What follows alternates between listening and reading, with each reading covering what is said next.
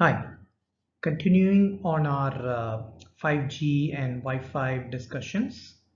Here I'm going to talk about 5G and our unlicensed and throw in a few notes with respect to Wi-Fi. My name is Shrikant and I am with NanoCell Networks.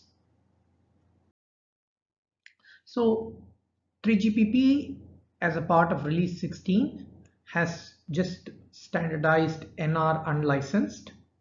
So what does it mean? Sometimes you might hear the word NRU. So this NRU basically implies that we now have NR technology operating in unlicensed bands, and as of today 5 gigahertz, very soon possibly 6 gigahertz, as many countries are unlicensing 6 gigahertz.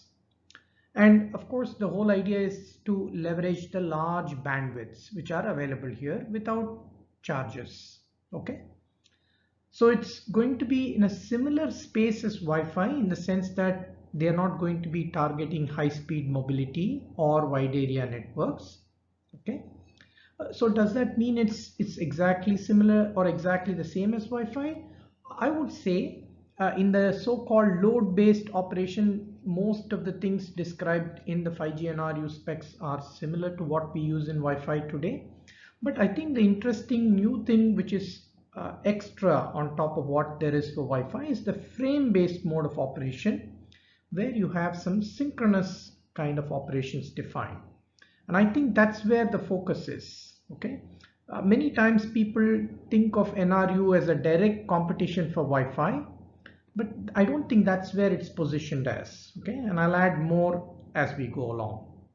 There was also a predecessor, a sort of, to NRU called LAA. Okay, 3GPP specified.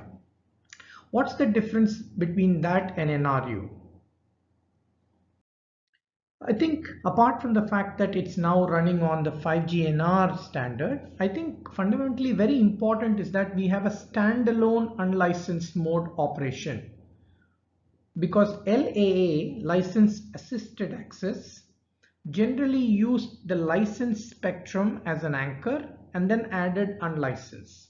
That's also allowed in the NRU specifications, but I think the more interesting things are coming here. These would be preferred by your typical service providers, but this is where you can get interesting people coming in here. Okay, so these two, as I said, is more service provider centric, and they might very well use it, just like how we have seen news of LAA being used. But this is where I see some factories and special deployments getting to use them. Okay. So the best way to understand this vis-a-vis Wi-Fi is to look at from a technology and an application perspective. So let's look at that. So we have Wi-Fi 6, which is the latest technology from Wi-Fi side. We have 5G NR in licensed band, and we have this new kid on the NR unlicensed. Of course, a lot of the technology used in 5G NR is what NRU uses, except that since it's operating on the unlicensed band, it will do what we call listen before talk, or CSMA in the case of Wi-Fi language. Okay.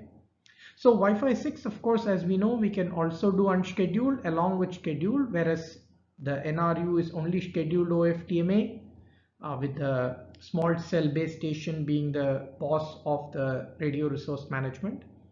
A few other things like MIMO, etc., are converging a lot, I would say, very similar. Okay, minor differences. Backward compatibility is also a place where I see a big difference. Wi-Fi 6, except for 6 gigahertz, is constrained to be backward compatible with the legacy in the 2.4 and 5. 5G NRU is not going to become a smooth coexisting system to LAA or Wi-Fi, etc. It's just going to follow the standard energy based detection rules for LBT. Okay. A note here, as I said, is some people try to equate this and competition, etc. I don't think that's what the positioning as of now. Remember that Wi-Fi is present in practically many indoor environments. very difficult to bring in that kind of cost structures in a 5G cellular based technology. So I think this is going to more specialized deployments where you can't quite get certain things out of Wi-Fi. So in some of, let's say, factories or some such environments where you want unlicensed band usage because it's free, you're not a service provider, but you want certain style of operation where it can be synchronous and so on.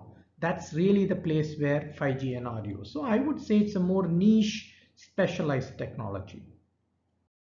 And looking at where it might find sort of its sweet spot, as I said, it compares quite favorably with Wi-Fi 6 on many accounts. I would say latency for Wi-Fi 6 can be quite good in a very clean environment. Okay, here we still have some, what we call subframe and slot based delays. I would say the real sweet spot for 5G NRU comes from the specialized deployments where you want the synchronous frame based mode, which is currently not of any interest for the Wi-Fi folks. Okay, so I'm seeing that for those of you who are familiar with Wi-Fi, it basically gives the PCF, point coordinated function mode of operation, that has been specified in 802.11 standard but not productized. I think that is what this is finding a place in 5G and RU. So people who want those kinds of things, who are interested in that and maybe not that cost sensitive as a home Wi-Fi or even an office Wi-Fi, I think that's where we will see 5G and RU. Okay, so I hope that gives us some idea, and so stay tuned.